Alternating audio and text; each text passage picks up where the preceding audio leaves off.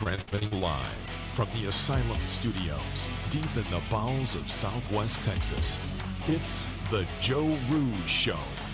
The show where we talk about anything and everything.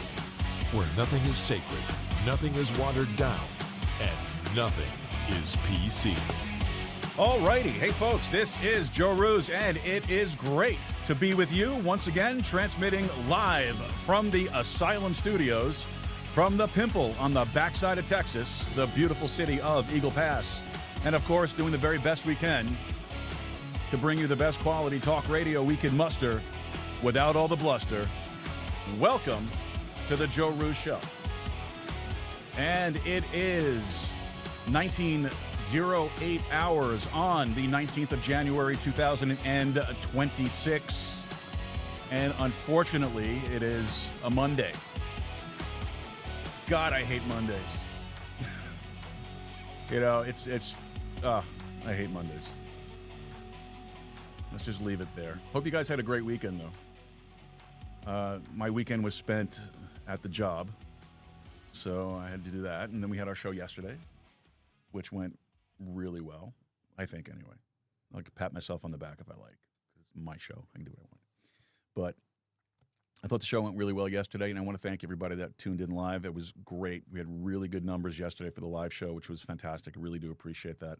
And our downloads are pretty good for it, too, actually. Usually the Sunday show, we don't really get too many early downloads. We usually get them as the week progresses. But it was nice to wake up to see that number this morning. So it was pleasant. So I appreciate it. Thank you very much, folks. I really do appreciate everything. And our audio numbers have been really good. Like, I mean, wow. You know, it's crazy. We're already approaching 20,000 downloads on the audio. That's amazing. That's amazing. My last podcast took me 3 years to get to that number. This one, we've been doing it for just over a year, and we're already there. So that's great. Really do appreciate all the work that everybody's been putting in and sharing the show and subscribing and all that great stuff. So thank you so very much for it. So again, I hope you guys were able to catch the show. If you didn't, it's available to you right now on the replays. You can check it all out across all of the platforms, whichever platform you prefer. Hopefully, it's Rumble, because that's our home base, and Rumble is the free speech platform. You don't have to worry about censorship on Rumble, not like on YouTube, where we already have 2 strikes. So we're just waiting for that one to fall, and then hopefully everybody who's on YouTube following the show there will kind of swing over to Rumble. You should be on Rumble. It's so much better. It's just better every way around. And full disclosure, I am a shareholder in Rumble. So, but beside that, if I didn't believe in the mission of Rumble, I wouldn't be a shareholder in it. So check them out. Check out the show there at rumble.com/Joe Rooz. Love to have you there. And if you must go to YouTube, it's youtube.com/@Joe Rooz. All right. And folks, don't forget, this is a live show, weeknights, 7 p.m. Central Time. And then we have our Saturday show every 2 weeks with our resident crypto psychic, Marissa Lee, which will be coming up this weekend. And then also our Sunday show. So don't forget to check that out at 2 p.m. Central Time. And again, remember, like, subscribe, share it with your friends, your family, and your followers. That way you'll help us to spread the good news about this little itty-bitty show that does fairly well. We're happy with it. So there you go. All right. Our guest is waiting, and a remarkable young lady. I'm looking forward to talking to her here in just a few minutes. So let's get some of the housekeeping stuff done, and this way we can bring her right on up here. Don't want to keep her up past her bedtime. See, I'm going to poke fun all night long because she's a kid. So, but we'll wait. All right. So, folks, podhome.fm, that's our host audio platform. Podhome is the most modern, easy-to-use podcast hosting platform you are going to find out there. You can use it to publish your episodes, enhance your audio, automatically generate chapters, titles, transcripts, show notes, chapter art, cover art, episode art. You could all that great stuff. And you could podcast live, which is exactly what we're doing. Our podcast is the audio version of it is going out across all the amber waves of fuel and through the modern podcast app. So you can check those things out by downloading them from your app store, or you can go to modernpodcastapps.com, podcastanalytics.org, all those great places to get those podcasts, those modern podcast apps. And you could also stream through your website. You can stream through your website. That's what we're doing as well. We have the HTML code from Podhome. We have that inserted on our website. Beautiful little media player. So you can go to our website and listen to it live right there. Or you can go through all the archived episodes. And if you're a new podcaster, you're just getting started. Maybe you don't have a website yet. Well, guess what? Pod Home gives you a website as well, and you get all of that for one affordable monthly subscription of $15.99. Folks, you're not going to beat that. I've been on many other platforms, and I've paid double, triple the amount for infinitely less than what I'm getting with Pod Home. Check them out, podhome.fm. And you know what? If you go there today and sign up today, you'll get 30 days free to play with it. What better is that? 30 days free, and then you can subscribe to it, and that'll be, just $15.99 a month. Is nothing. It's really nothing. And you get all this great stuff. As a matter of fact, they just actually added a new feature that I'm playing with right now, and that is you're able to upload an alternate media. So after the show runs and you go to distribute the audio of it, you can actually upload your video file to your show, and it will stream on the modern podcast apps. No extra charge for that. So check them out, podhome.fm. That's podhome.fm. All right. Also, please don't forget to head over to our website, joerooz.com. That's joerooz.com. When you get over there, look for that contact section on the upper right corner. Open that little window up. Send us over a message. Let us know whatever's on your heart, whatever's on your mind, any questions, comments, cares, or concerns that you might have. Maybe you have a complaint. You shouldn't, but maybe you do. And if you do, you can send it to us right through there. Or maybe you have an idea for a guest or a subject for a show you'd like us to try to cover. So just send it on over to us. We'd love to hear from you guys. And you can do that through the contact form. And if you don't want to use that, totally fine. That's why we have an email address. You can always email us at info@joerooz.com.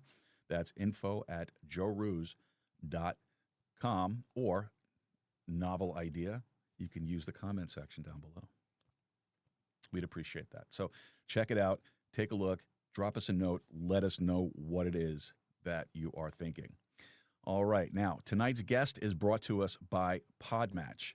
Podmatch is it's a great platform. Podmatch is like, and I know someone's going to have some kind of a comment because of our guest, but Podmatch is like Tinder for podcasters. That's really exactly what it is. You set up an algorithm. Your potential guest sets up an algorithm. A profile, rather, the algorithm that puts it all together, and you get to swipe left or swipe right. That's basically what it is. But, most podcast hosts and most podcast guests spend hours researching connections, coordinating interviews, and working on administrative tasks while only spending 10% of their time on what really matters, and that's impactful podcast episodes. Podmatch enables podcast guests and hosts to reclaim their time through automations and streamlined processes so they can focus on creating content that serves the listeners. So if you want to check it out, go to podmatch.com/member/Joe, and you can find out all the great information about this particular podcast. And if you sign up, that'd be great. We'd appreciate you using our link there. All right, so check them out. That's podmatch.com/member/Joe. All right, now, with all of that out of the way, tonight we have an extraordinary young lady. We have Shanti Hershenson, an award-winning young adult author who began publishing books in the 6th grade. 6th grade. I don't remember what I was doing in the 6th grade. And now she's written and published dozens of books across the sci-fi genre, fantasy, dystopian novels, poetry. She's an advocate for anti-bullying and a creator who built a strong platform on TikTok and beyond. Shanti brings a disciplined, creative mind, real social insight, and experiences that speak to anyone with a story to tell. Shanti, thank you for being with us tonight. Thank you so much for having me. So we're not going to keep you up too late, right? We're not going to get you in trouble or anything like that. No. Okay, just want to make sure. I'm going to poke fun at you. It's okay. It's what I do. No worries. All right. I have 2 kids who are younger than you, older than you. I'm sorry. What am I saying? It's Monday. It's Monday. I have 2 kids that are older than you. So so my wit and my jabs are fine-tuned, all right? I still tease them to this day. You got to do that, right? Yeah. So Shanti, icebreaking questions. I always ask my guests some icebreaking questions. So first one for you is what, and folks, just so you know, I did try to keep this age appropriate, okay? Usually I ask about alcohol and cigars and things like that, but you're too young for all that stuff. So, what's something small that makes you irrationally happy?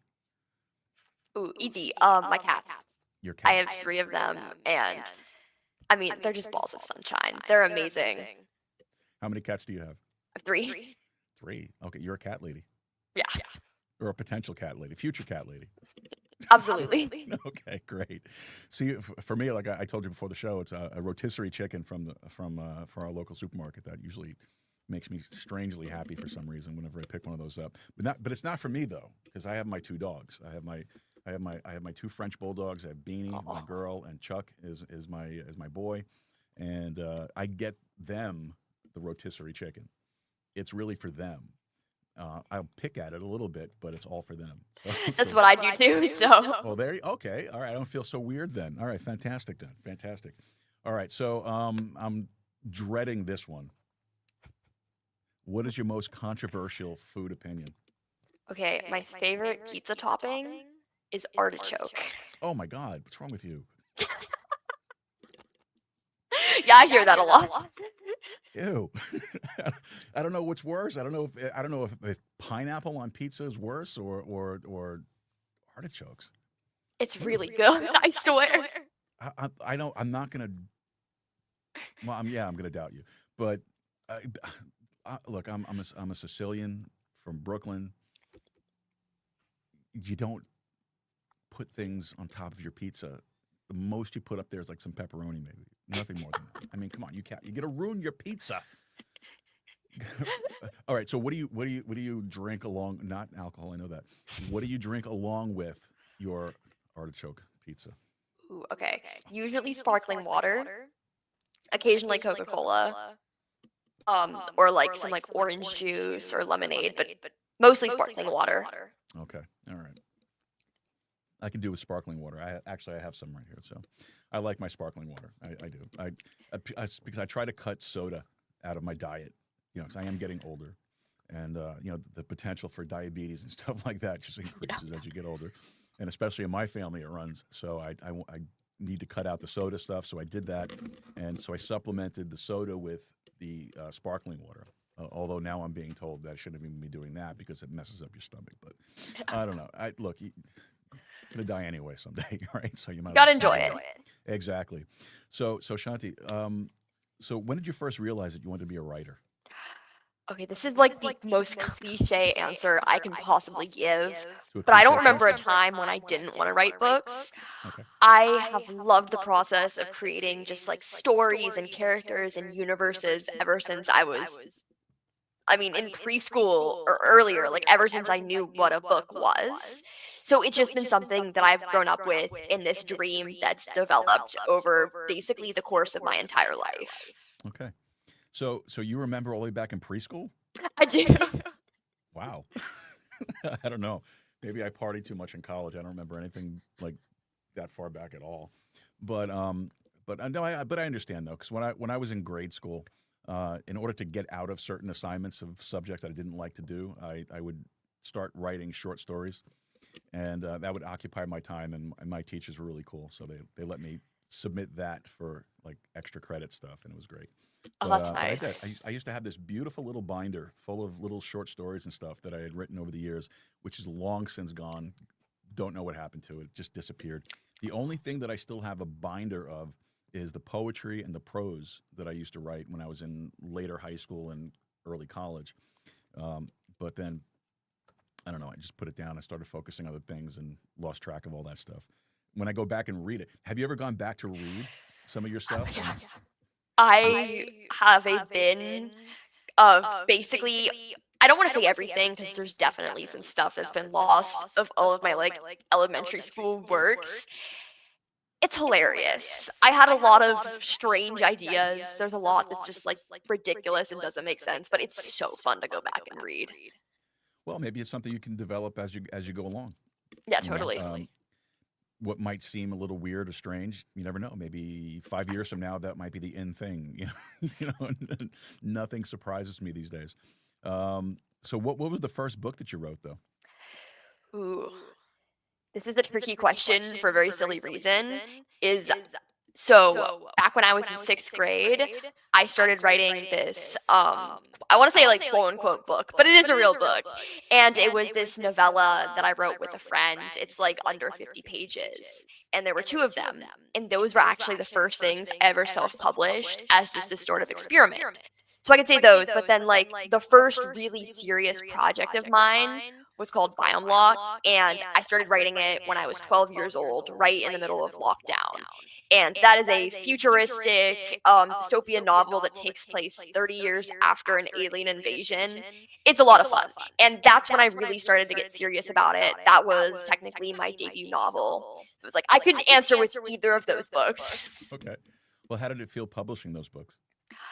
It was very surreal, and it was honestly something that I didn't really expect to happen. Back in sixth grade with these two novellas, I published them mainly because I wanted a printed copy, because almost like I wanted to like have little kids pretend to be doctors and pretend to like have all these different jobs. I wanted to like pretend to be an author. And then one day it clicked that I was like, wait, if I'm self-publishing my book and it's on Amazon and suddenly everywhere you can buy books online, then I'm basically just an author. This isn't like some game anymore. And then that gave me the skill set and the confidence to go and start writing other books and really actually launch my career. Wow, that's awesome. That is awesome. Now, how about your family? How have they influenced your creative journey? So I come from a family that's both very creative and very supportive. So I've always I've had, for example, I had art supplies around the house as a kid. We also had so many books. So I constantly had these outlets of creativity. And when it came time, when I started writing my book, I actually didn't tell them for a while just because I'm a shy person. I don't know why. I just decided I wasn't going to tell anyone that I was writing a book. But when I did, I was instantly met with that support and like assurance that like, if you want to do this, like you can do this and it's going to be okay. And that was something that was really important to me. That's interesting. You said you're a shy person, because I often wonder about that. Because they say that people who podcast and do like things like I do are generally very withdrawn people. Like they don't really socialize much and such. I guess in a way shy as well, because outside of here, I really don't talk much to people. I try to avoid it as much as I can, but it's just one of those things.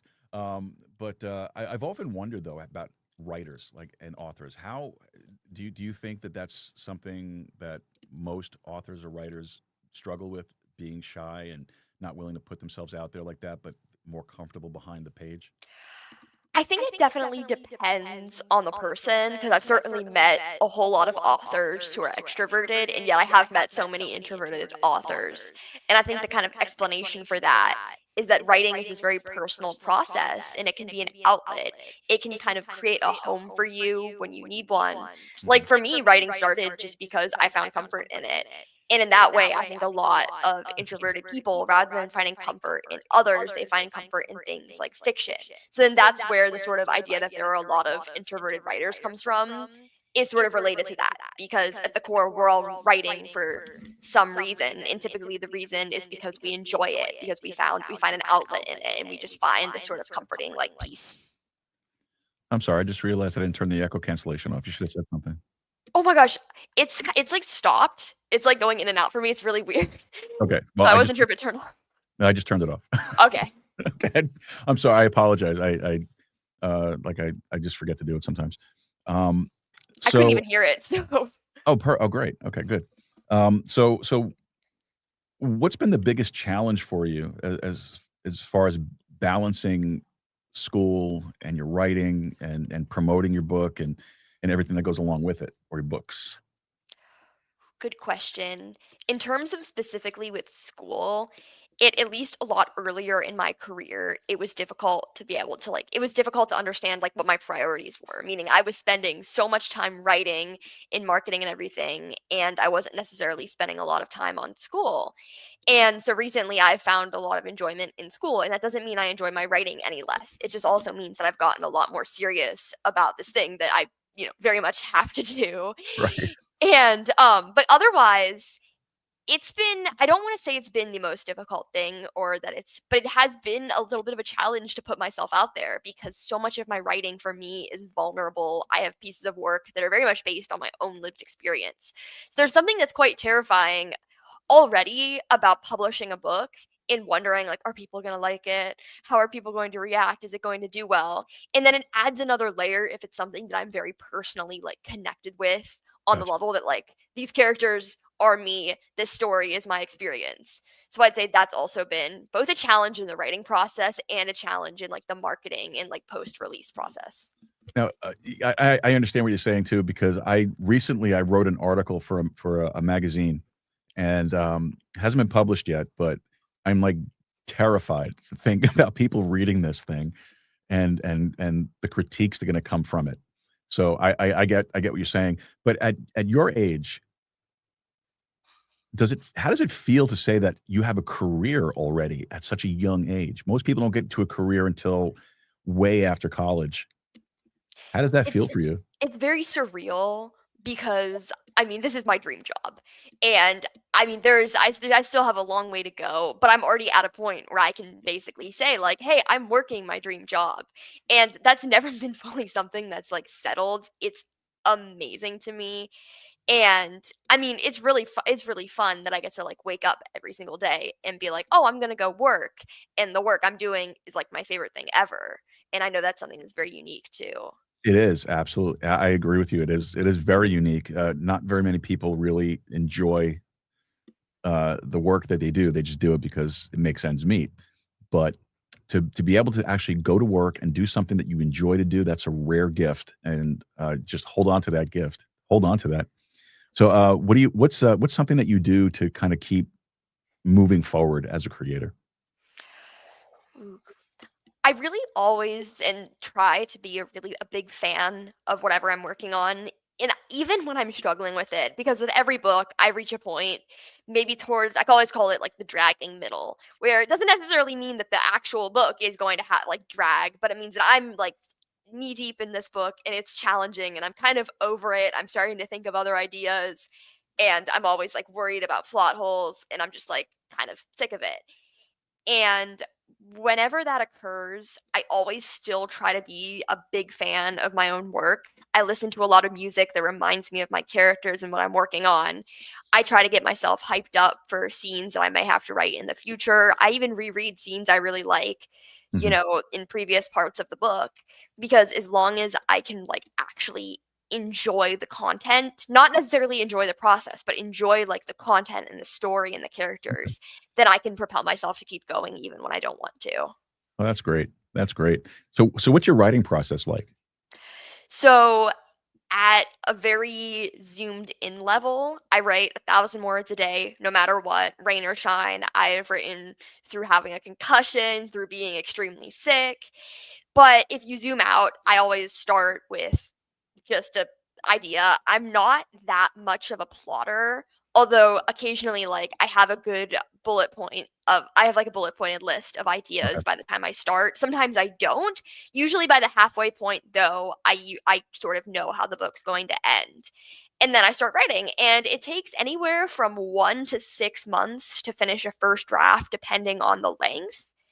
And once I'm done with that, I usually let the book sit for a little because I think that space is really important to begin the editing process. Okay. It allows me to forget certain things so that I'm like asking myself questions about the work as if I'm a reader and I can look at it without the sort of bias of like being the author, where maybe there's something that I know but the readers won't. But if I can almost trick myself into like not instantly remembering that thing, then I can understand like what might not work. So now that I'm done with this first draft and it's sitting aside, I usually start a new first draft of something.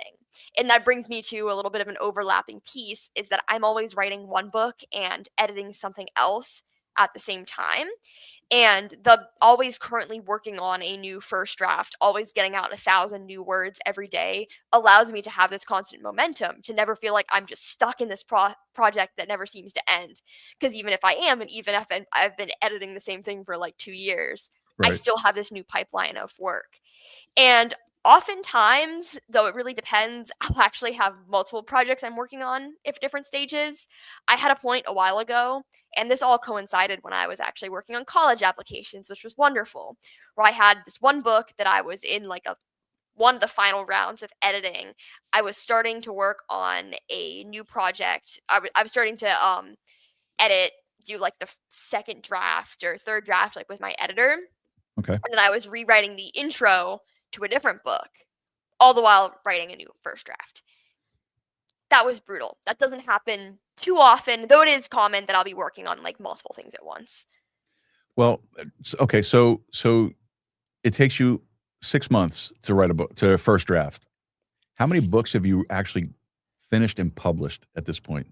So right now, I just published book number 22. Wow. Where do you find time for your schoolwork and social life and all that stuff? So I will say I finished my 1,000 words pretty early today, and I have not done any of my schoolwork. But for example, like after this, I'm probably going to go and work on some schoolwork. And at the same time, I really try to be a normal teenager. I try to fit in, hanging out with friends, and like going out and just having fun because, I don't have forever to be a teenager. That's true, yes. So, sometimes that means that I'll see my friends first and then I'll write and do homework in the evening and do my marketing and everything as well. Sometimes what I do is I won't let myself see anyone until I'm done with my work. That's if I have a big deadline coming up, if I am worried that I'm going to like see people until like it's really late and then I won't be able to get it done. Wow. And that can be stressful. Often that means I occasionally like see people in the evening more than I do during the day, but that's also what allows me to complete my work and to not have to like prioritize like one thing over the other. Well, how does it, and your friends, how do they react around you? Do they treat you like just one of the crew, or do they like Yeah. put you up on a pedestal? I mean, they're all extremely supportive.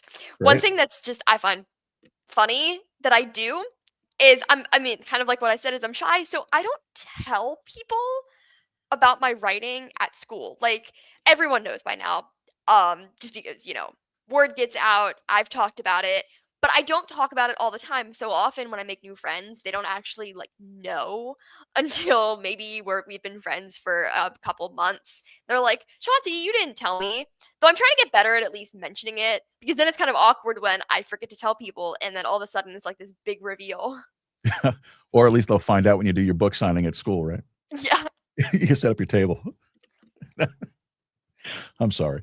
So now 1,000 words. Now, some people will think that's a lot, right? How long does it usually take you to put down 1,000 words? Depends.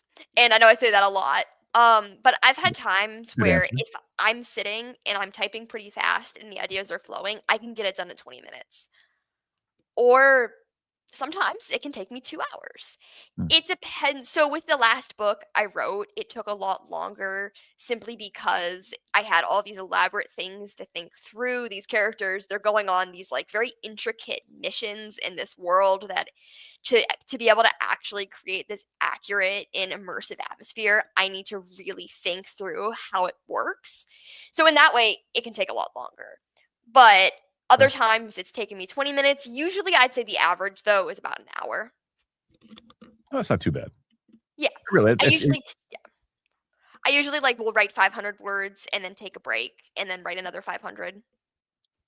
and that like again, I said, it's 1,000 words to some people might seem like this huge amount. It really isn't when you think about it. Yeah. I think when I don't have it on my tablet here, but I know I definitely have more than 1,000 words in my notes. It's not that much really, but Yeah. again, I'm going to use your word. It depends on what exactly it is you're doing because you can't look. I did one of the shows that I used to do, and in the podcast I did before this, it was mostly a Bible study show. I would teach Bible, and I came down with what I called preacher's block. I had a subject. I was working on it, and I think I was 7 parts into it, and I hit preacher's block. No idea where to go with this. I was stuck. I sat there looking at the cursor blinking on the screen for I don't know how long. So I get it. I understand where you're coming from with that, and it's not a lot, but it's not easy either. You can get twisted and get caught up in, oh God, what do I do? What's the next thing? Yeah. What's the next step? Absolutely. So then, so when you are writing and you're putting your stories together, you're building your outlines. How do you decide what genre the next story is going to be? So it always just I was gonna say it depends again, but it really sometimes I know like well in advance, sometimes I don't. I always start with an idea, whether it's like one sentence or I have this dream. And typically the genre is easily identifiable in the Okay. idea. Where if I have an idea and I'm like, this book is going to be about a 12-year-old girl in the future, then very likely this is going to be a young adult science fiction novel. Other times, I'll switch the genre, where I've occasionally been like, I'm going to write a middle grade fantasy novel. And as I go, I'm like, I think this is actually more of a YA sci fi fantasy novel. It has both of these elements. The key for me is that the age range is usually first, where we have middle grade, we have young adult, we have then just standard adult fiction. And Okay. adult fiction doesn't mean it's only enjoyable for adults. It just means that the characters are typically older. Right. And then once we have that out of the way, then I can sort of take my other genres. I can do like my sci-fi fantasy, the things that more actually set the mood and the contents of the book outside of like this technical label based on the characters' ages. And you can go crazy with those. You can have a sci-fi, mystery, romance. I can combine a lot of those. But usually it just starts with understanding like who the book is intended for. All right. Now you self-publish. I do. Okay. Now, what's the hardest part about self-publishing? Ooh. I spend a lot of time getting everything together, particularly on the marketing, because when you're self published, you have to do everything yourself. You find your own editor, your own cover designer, you plan the release, you map everything out. You are the one person in charge of making your book successful. I mean, unless you are able to hire a whole marketing team. But for me, I do it all myself. I am basically spending as much time marketing my books as I am writing them. Mhm. And that can be a bit of a challenge Sure. Yeah, because absolutely. sometimes I'd like to spend time just writing and not worrying about advertising and not worrying about the amount of sales the book is getting. Mhm. That said, I think even if in the future, and I do want to be traditionally published at some point, I think it would be a really interesting opportunity. I think I would still be focusing on the marketing a little bit because in many ways it's fun, in many ways it can be a lot. That said, there are certain things about marketing that I love. I love going out and doing events. I love signing books. I love connecting with people. I love posting on social media. And those are things that of course like are parts of marketing and yet I mean, they're like my favorite things outside of writing in terms of this like process. That's awesome. And I understand market, doing it all yourself. That's what we do here. I have a couple of people who help um, on different things, but it's the marketing and publishing all this stuff and getting all this stuff out there is it's really just it's a self operation, and so I understand exactly where you're coming from. It is a headache and a half. It really Yeah. is. And I am not and you talk about social media. I am not a social media person. I really do not like social media whatsoever. And I made a resolution this year that at least as far as the show goes, I'm going to do better with posting things and all that stuff. And so I'm trying to automate all of that so I don't have to do it. But, you know, but I get it. You gotta do it. You gotta do it. Now you use TikTok a lot, right? I Um, do. how does TikTok help grow how does a TikTok platform help grow your readership? So, TikTok for me is the easiest way to connect directly with my audience. I don't think there's another app out there that is so dominated by young adults because Instagram has been around for longer, it's been popular for longer. There are many different generations on Instagram. And it's not to say that there aren't on TikTok or Facebook or anywhere else, but TikTok primarily is people between the ages of 12 and 18, and these are exactly the people I write for. Of course, I also write children's books, and of course, I write a lot of books that well, I do market towards teenagers. Primarily, these books are enjoyed by adults. But when I'm trying to connect directly with the people who will relate to my work the most and will enjoy it, then TikTok is the easiest way. And it also allows me to really personalize my marketing and to really like create this sort of like real personal connection because I can respond to comments, I can respond to DMs, and I do that on other social medias as well, but TikTok is my most followed platform. So I get the most comments and most DMs. And that really allows me to not only like sell my books, but also make friends and make connections and really get to know the people who are consuming my work. So, what's the most meaningful feedback you've gotten from a reader? Ooh, good question. There's like a couple different things I can say. And well, it's not necessarily like feedback in the sense of like criticism and in the sense of something I could change. I've had a lot of readers reach out or leave reviews talking about how they've found parts of themselves in my books. Or they were like, oh my gosh, I read this book and it reminded me of this thing that happened to me. Or I've had people personally like tell me their own life stories based on my book and how my book has reminded them of that and how they feel like now they have this connection with me, which is absolutely true. And is just that's like the reason I do this. That's the reason I write books that at times are vulnerable and weird so that I can help someone else realize they're not alone. And so that I can also, share my story in hopes that maybe someone or a young teenager could see it and then find a way through a really difficult time. Well, that's incredible. Especially with someone, and I know I keep on saying it. In your age group, to have that kind of an impact on somebody, that's big, that's huge, and that's great. And you should be commended for that. That's fantastic. I want to get into some of your books. Let's talk about your newest release. So, what's this all about? So, my newest release is Good Kids, Bad Choices. And I don't want to necessarily say it's like based on a true story in the sense that it's a memoir, in the sense that it's a step by step recount of what happened to me, Mhm. or that it's even about one particular thing.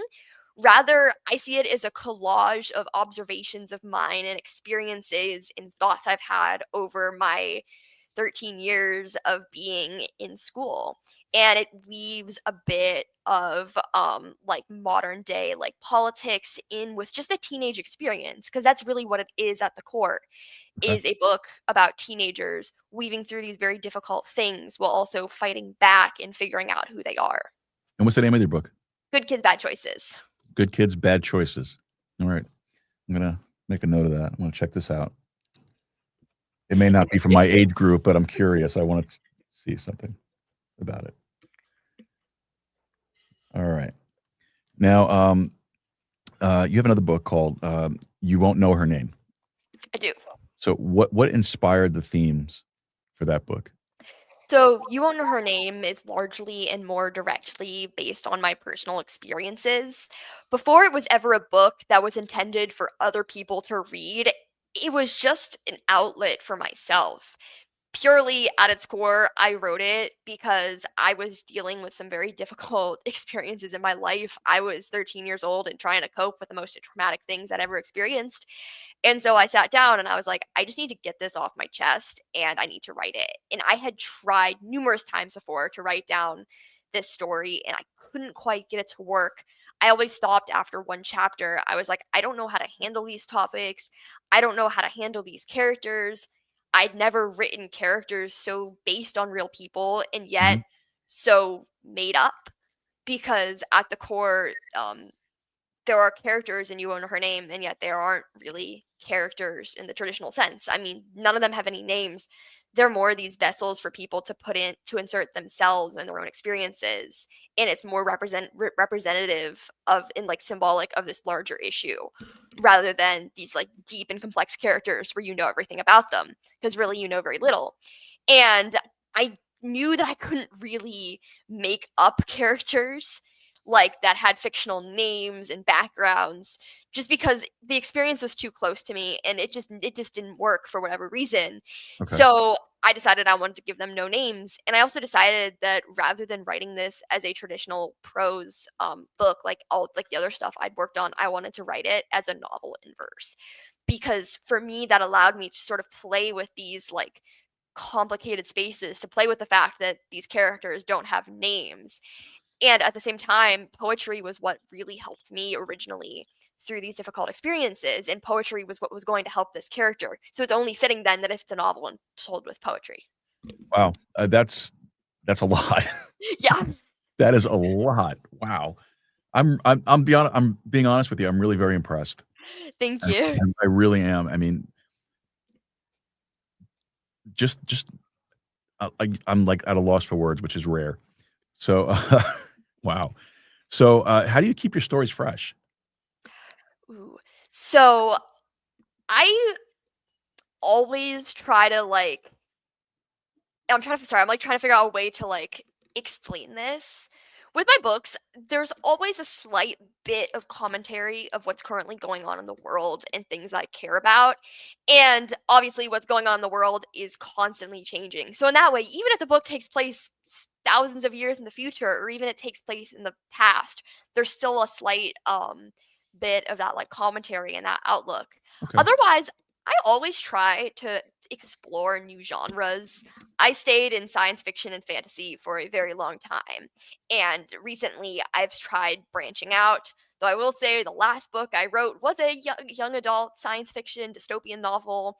And the book I'm writing right now may or may not be related to my most popular science fiction dystopian series. Okay. That said, I explore contemporary. I explore these different I just wrote a novel told in poetry about sharks. That was book 21.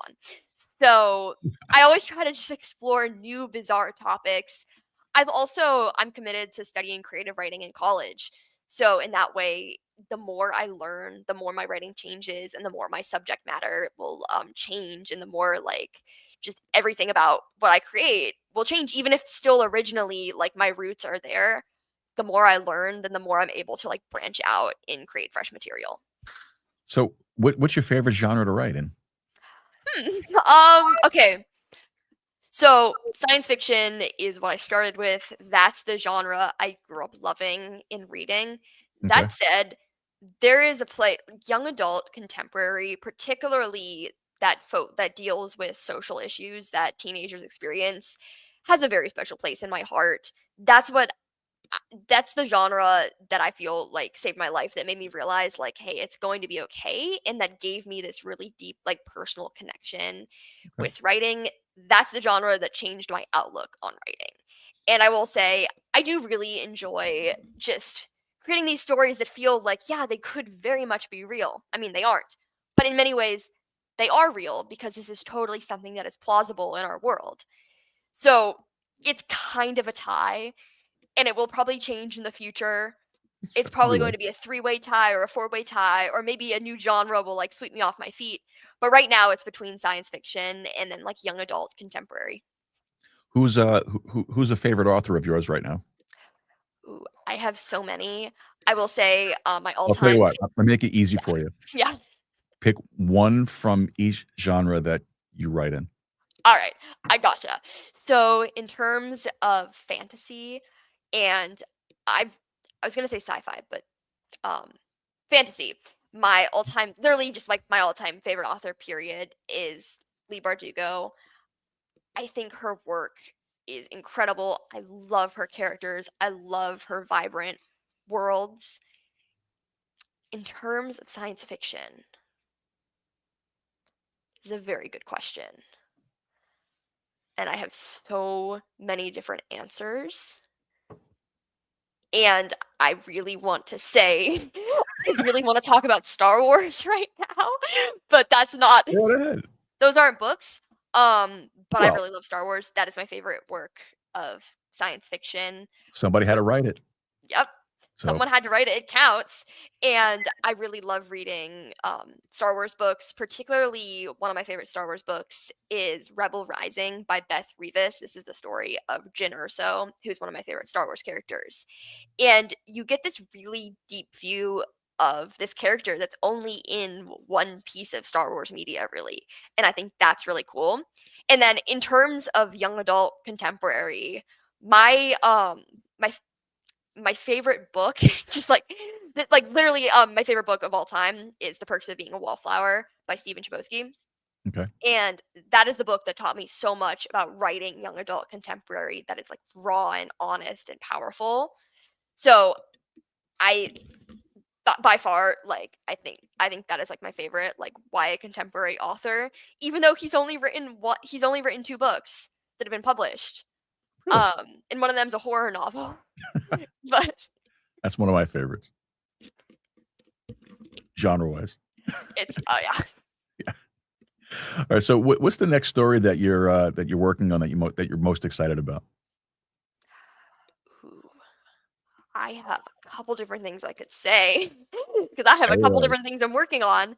Say But away. I Yeah. just finished the second/third draft of. It's kind of complicated because one of them wasn't really like a full draft. But I just finished another round of edits for a medieval portal fantasy that is very surreal and very wacky. Has a talking cat in it.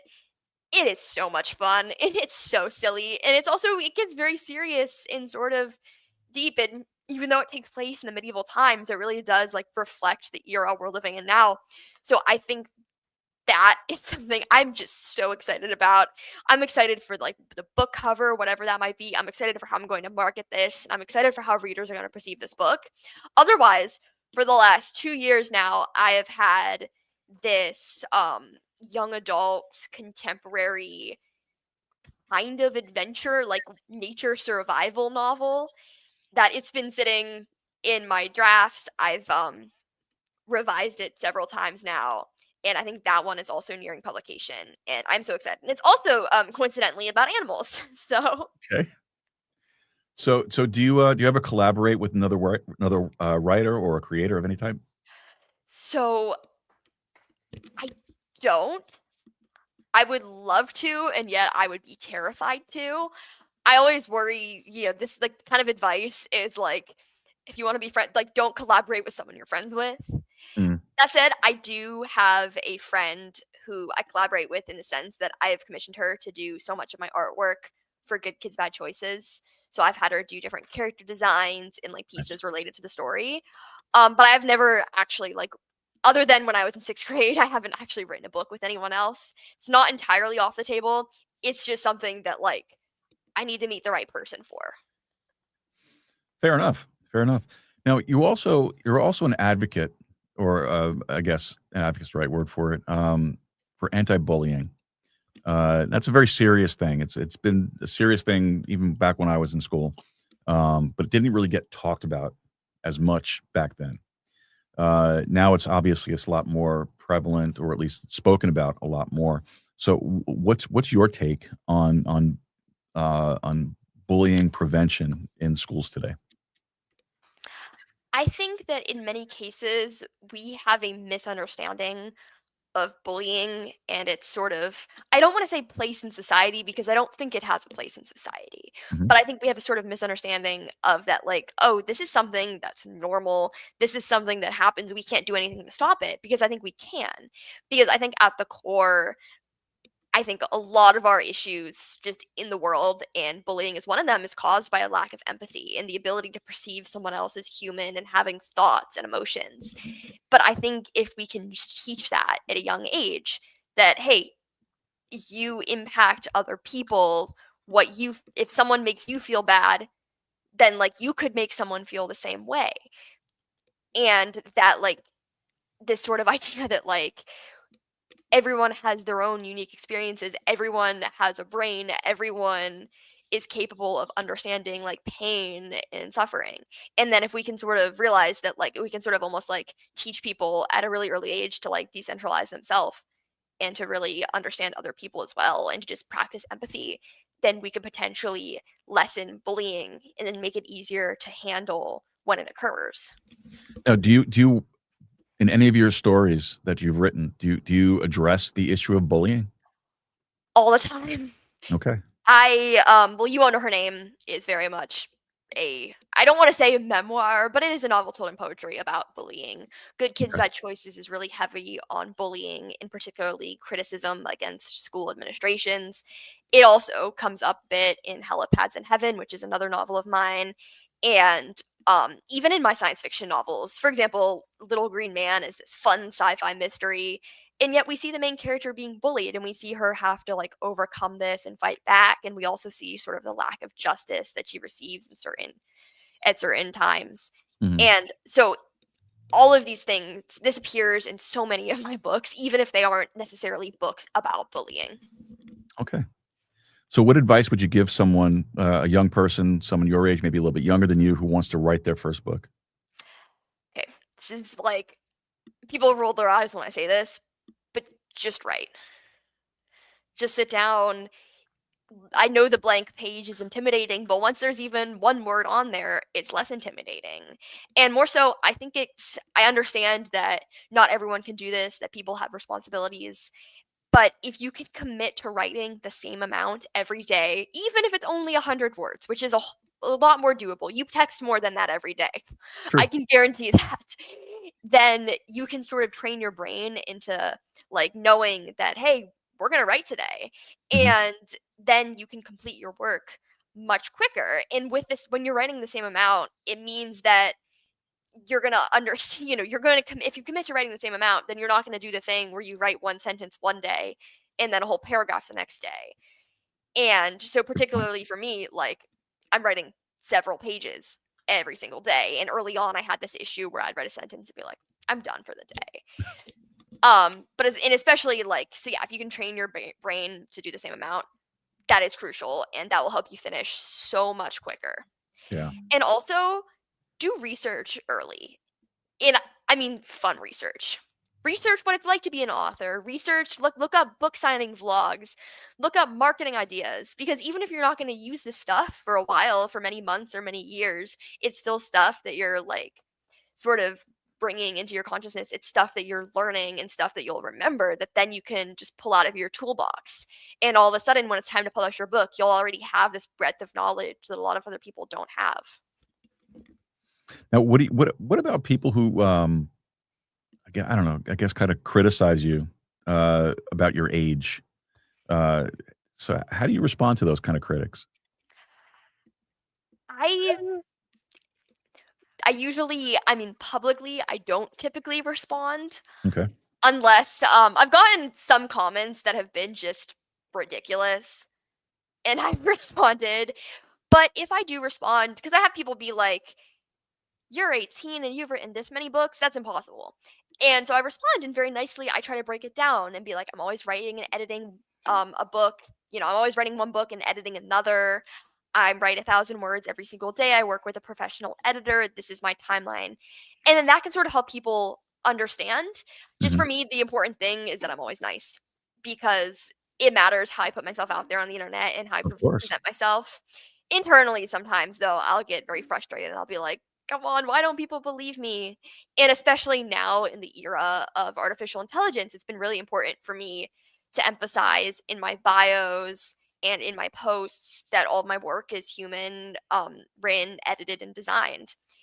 And but internally, like when I've had criticism also, I have tried to see like, hey, is there something that's like valid in this? If it's a negative review, is there something I can learn? And if I find that it's just someone being mean for the sake of being mean, or if they're jealous or they're unhappy and it has more to do with them than with me, then I usually just try to ignore it. Now, this is a question. I interview a lot of authors. Um, uh, and one of the questions I always ask, and as a young person, you might be more familiar with it than some of the older folk.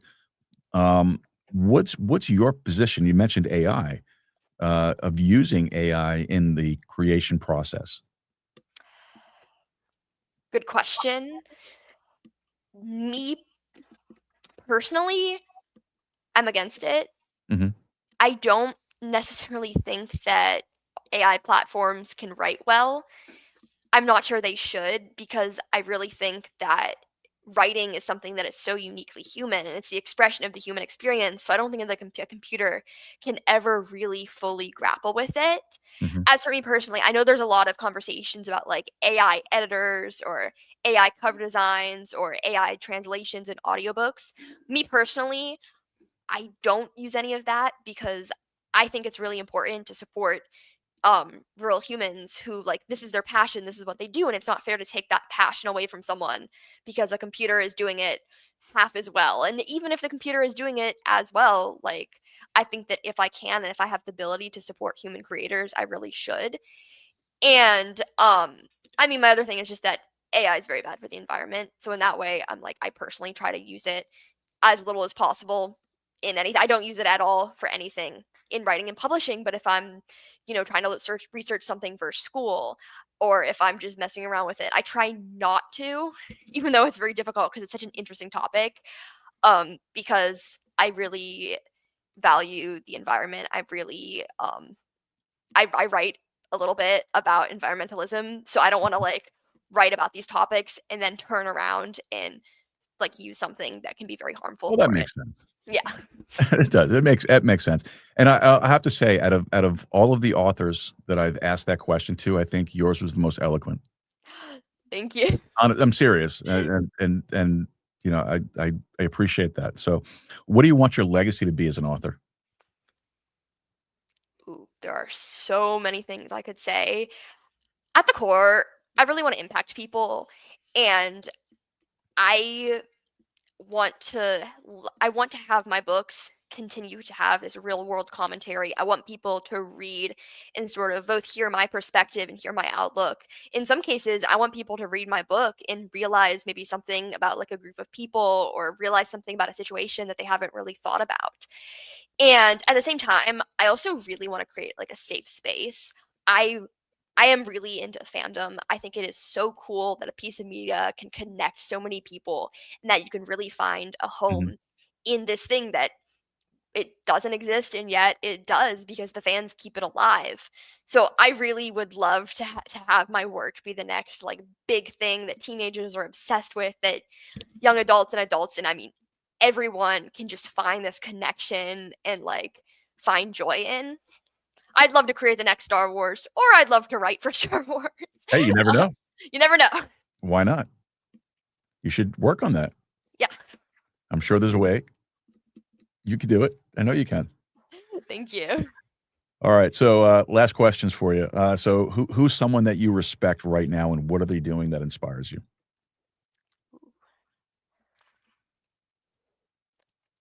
Sorry, I'm like thinking very deeply about this. I'm like, there No, are go right ahead. so many people Go right ahead.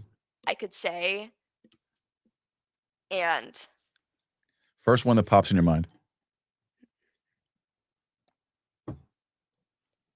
sorry, I'm like, my mind goes blank.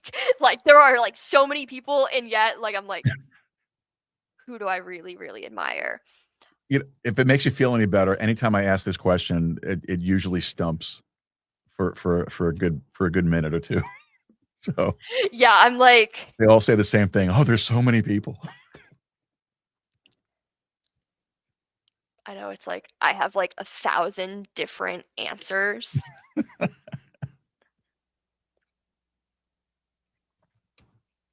can name so many. Okay, Just one. I really love all of the artists in general who are like just constantly coming up with new work, and yet who are really keeping their work very timely, and who are maybe including commentary. And so with that, I mean, I really love Taylor Swift. Okay. I also I really respect like musicians in general. So I'm a really big fan of like Florence and the Machine's new work.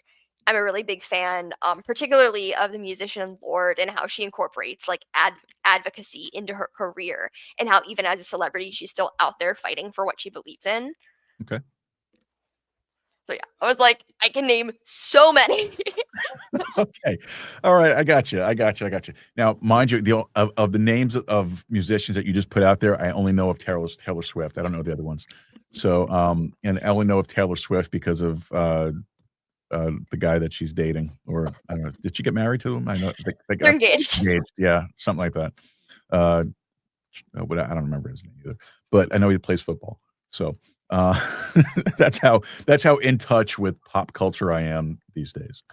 But Shanti, this was fantastic. You are a remarkable young lady, and this was a great privilege for me to sit down and talk to you, and to get to know you a little bit better. So I really do appreciate you taking the time out of your crazy schedule to sit with us.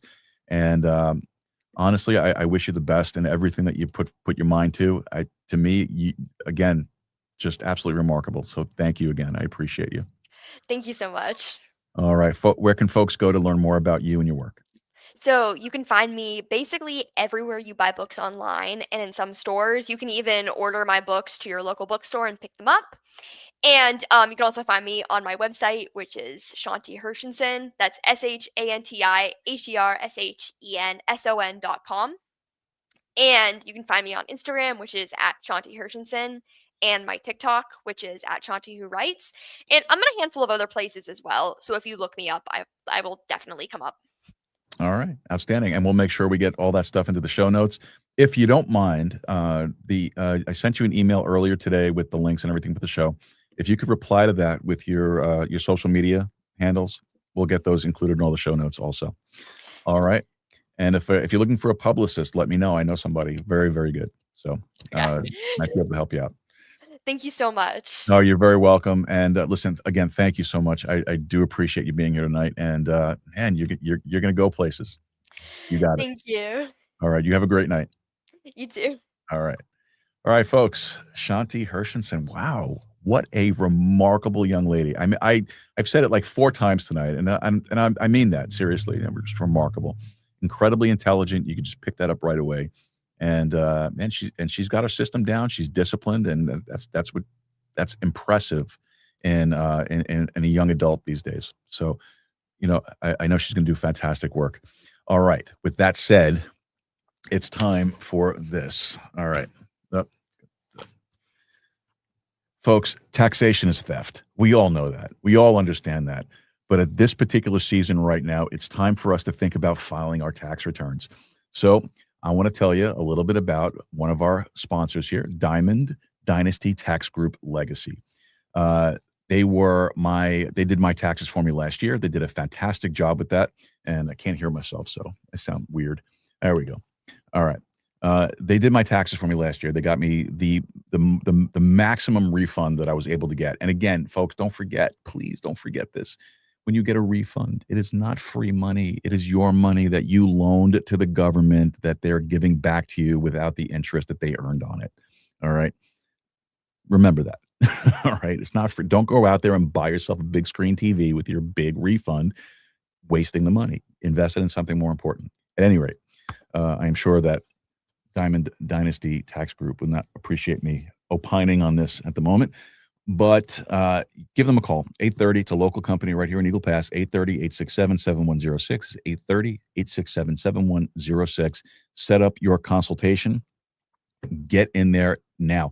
And as a matter, you should really wait a little bit because, the tax code's changing and it goes into effect in February. So if you file now, when the new code takes effect, you're going to have to go back and refile again. Just hold off. Wait, let the new stuff kick in before you do it. All right. But Diamond Dynasty Tax Group Legacy, 830-867-7106. Check them out. Great folks. Maximize your refund, minimize your stress. Diamond Dynasty Tax Group Legacy. All right. Now, with that said, I'm going to give our shout outs, as always, to our executive producing team, Wayne Rankin, Rosanna Rankin, Carolina Jimenez, Marissa Lee, and of course, the inestimable Anonymous Angela. That's a tongue twister, by the way. Let me turn that off. There we go. Anonymous Angela, she does fantastic work. They all do. Every single one of our producers does a fantastic job, and they're donating their time, their talent, their treasure to help put this show together. And couldn't do it without them. Greatly appreciate all the support that they give. And if you would like to find out how you could help out this show, support this show, maybe as a producer or just a donation, you can head over to our website, joerooz.com/support, joerooz.com/support, and check out all the different ways that you can help us out. Now, tomorrow night, we have Terry Whalen will be joining us, another guest that we've procured through Podmatch. So make sure you check that out tomorrow night, 7 p.m. Central Time. All right. I think that should be all that I have for you for tonight. Don't forget to check out the website, joerooz.com. It's joerooz.com.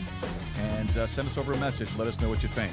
And folks, in the meantime, let's make Texas independent again. Go podcasting. Keep a steady stride. Keep your powder dry. Keep talking. We'll see you tomorrow night. Good night, folks.